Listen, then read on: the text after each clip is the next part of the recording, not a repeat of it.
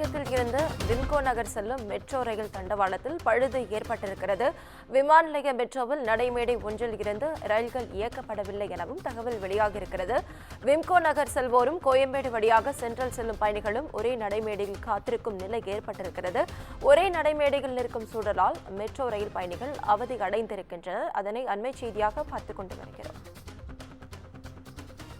இது குறித்த முழு விவரங்களை வழங்க செய்தியாளர் சுப்பிரமணியன் நம்மோடு இணைப்பில் காத்திருக்கிறார். சுப்பிரமணியன், வணக்கம். விவரங்கள்.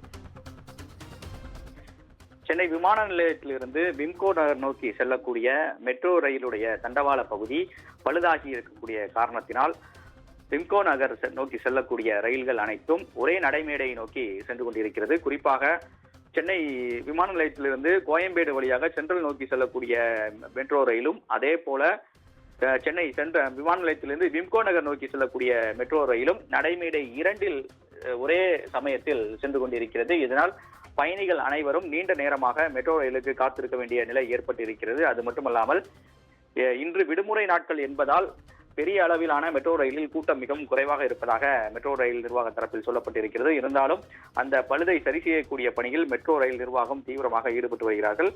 மேலும் இது மட்டுமல்லாமல் கிட்டத்தட்ட 5 நிமிடங்களுக்கு ஒரு முறை இயக்கப்படக்கூடிய விம்கோ நகர் மெட்ரோ ரயில் தற்போது 10 நிமிடங்களுக்கு ஒரு முறை இயக்கக்கூடிய நிலை ஏற்பட்டிருக்கிறது. இதனால் பயணிகள் அவதி அடைந்திருக்கிறார்கள். அது மட்டுமல்லாமல் குறிப்பாக எந்தெந்த ரயில்கள் இயக்கப்படுகிறது என்ற விவரங்களை LED திரை மூலமாக மெட்ரோ ரயில் நிலையத்தில் அது காண்பிக்கப்படும். ஆனால் விமான நிலையத்தில் அந்த LED திரையில் வேலை செய்யாத நிலை ஏற்பட்டிருக்கிறது.